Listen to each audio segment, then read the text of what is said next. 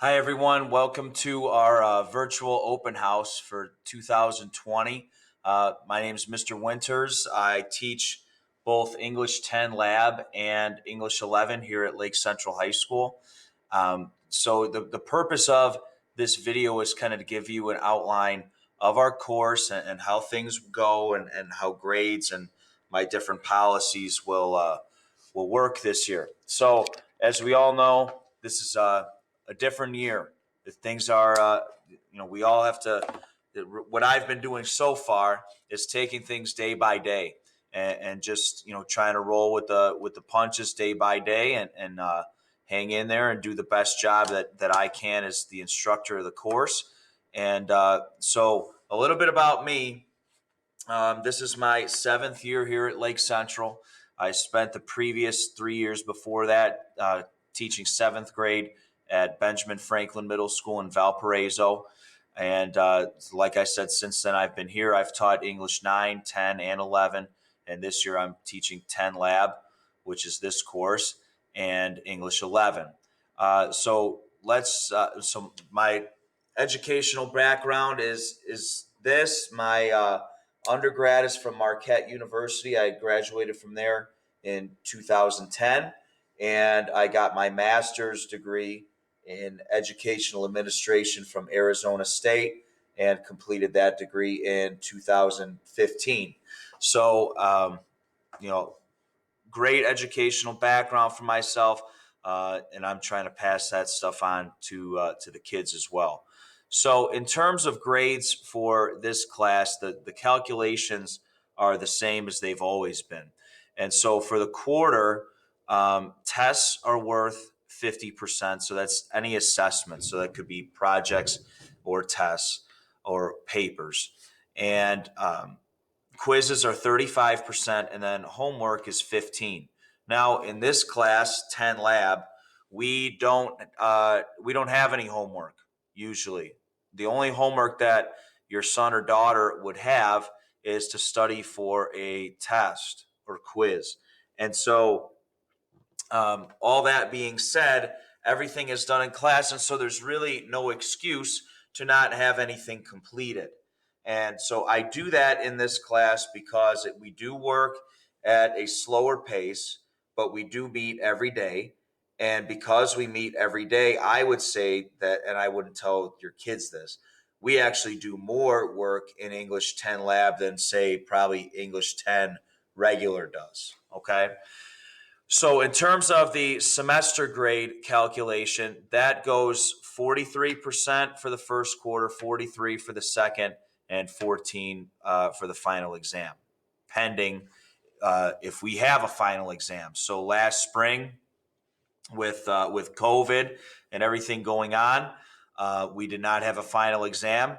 I don't know what I can't predict the future. If I did, I wouldn't be doing this.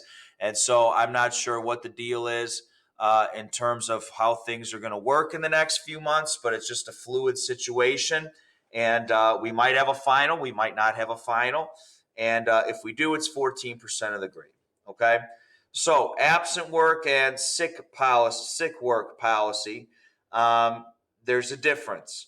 So actually, for this one, there isn't. So I'll get to that in a second. So absent, and if you're absent or sick, the general rule for our English department is if you miss a day, you get a day. So if I miss 2 days of school, I get 2 days to make up that work. Okay. Now there's a difference between that and late work. Late work, I accept 1 day late. After that, I don't want to see it anymore. Okay. So this is getting into the missing assignments bullet point here. So if you're absent or sick, you miss a day, um, you get a day. Now, here's the kind of caveat for this year, which is actually good. Um, if, and this is a big if, because I know that depending on how ill I was, I don't know that I'd be doing this. But if your student wants to go on the Google Meet for class when they're absent, they can do that. Okay.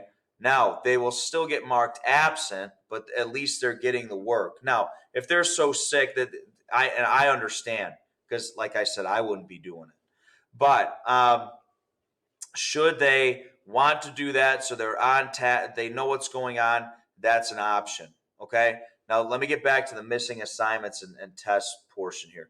So if they miss an assignment, they could turn it in a day late. After that, I don't want to see it anymore. I'm not one of these people who accepts things from August to December or from January to May. I don't do that. It doesn't teach any responsibility. But again, in this class, there's really no reason to have anything missing because we do everything here.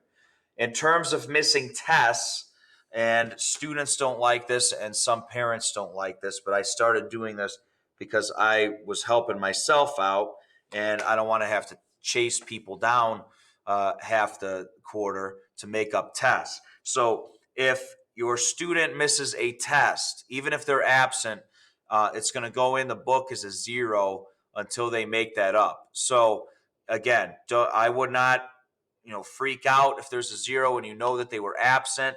Um, it's just for my own personal records and for your kids to know, like, hey, I need to go in there and make this up, and so as to raise my grade to where it should be. Okay. Now this year, in terms of our book, we have new books. They're all I like them. I was on the committee that chose them, and my choice won out. And so we have My Perspectives, and it's 2 books that the kids can write in the book.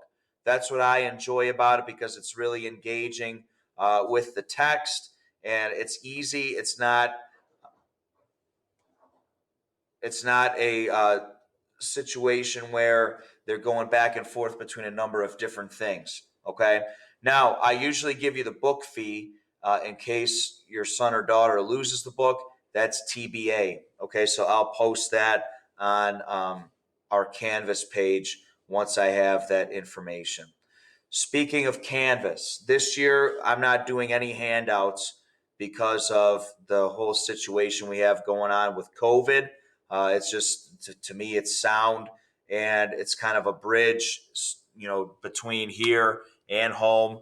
Should we go back to an e-learning situation, which I hope we don't, but if we do, everything will be pretty fluid in terms of moving from school back to home and from home back to school, should that happen. Okay. So everything we do is online. And so I have modules for every unit. Any handout that we have will go on there. So if somebody loses something, it's there. All of the assignments, a lot of them, so far have been completed in Google Docs, and the kids turn them in on there. And especially getting to our last thing here, with us being one-to-one now, this is a big advantage for us. Okay, so we're a technological world, we're a technological society, and as much as I don't like to embrace that all the time, we really have to. And so because we have these resources now and are encouraged to utilize them, I am going to utilize them. So there will be a number of things that are online. Virtually everything we do will be online, and that's just the new wave. Okay, so in terms of the Chromebooks, the kids have to bring those every day. They know that. They've been pretty good with that so far, and we're gonna use those resources to the utmost ability this year. Okay, so all in all, I hope that all of you are well. And just to let you know that if you guys need anything at all, if you have questions, my email is pwinters@lcscmail.com. My phone extension here at school, I changed rooms this year, is 2116.